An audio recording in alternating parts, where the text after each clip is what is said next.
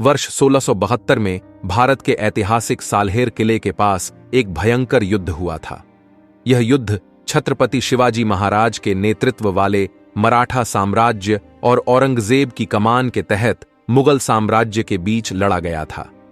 अपनी गुरिल्ला युद्ध रणनीति के लिए जाने जाने वाले मराठा वर्षों से इस क्षेत्र में मुगल प्रभुत्व को चुनौती दे रहे थे।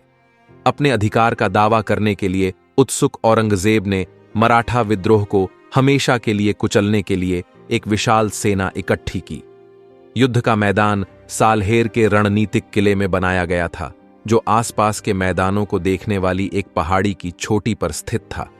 मराठा संख्या में कम होने के बावजूद शक्तिशाली मुगल सेनाओं के खिलाफ अपनी भूमि की रक्षा करने के लिए दृढ़ थे। जैसे ही उस भाग्यशाली दिन सूरज उगता, दोनों सेनाएं एक गगनभेदी गर्जना के साथ भिड़ गईं। युद्ध के दौरान तलवारों की टकराहट, गरजते हुए घोड़ों की आवाज और युद्ध के नारे हवा में गूंजते रहे।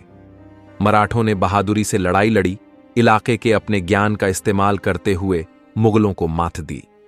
छत्रपति शिवाजी महाराज ने खुद इस हमले का नेतृत्व किया और अपने सैनिकों को बेजोड़ जोश और दृढ़ संकल्प के साथ लड़ने के लिए प्रेरित किया। मराठा हमले की क्रूरता से घबराए मुगलों ने खुद को बढ़त हासिल करने के लिए संघर्ष करते हुए पाया। लड़ाई के घंटे दिन में बदल गए। पहाड़ियों पर दोनों पक्षों के वीर योद्धाओं की लाशें बिखरी पड़ी थीं, जिन्होंने अपने उद्देश्य के लिए अपने प्राणों की आहुति दी थी।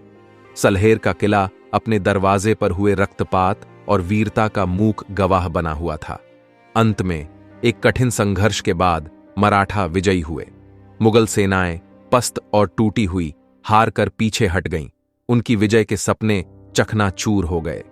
सलहेर की लड़ाई मराठों और मुगलों के बीच सदियों पुरानी प्रतिद्वंद्विता में एक महत्वपूर्ण मोड़ थी।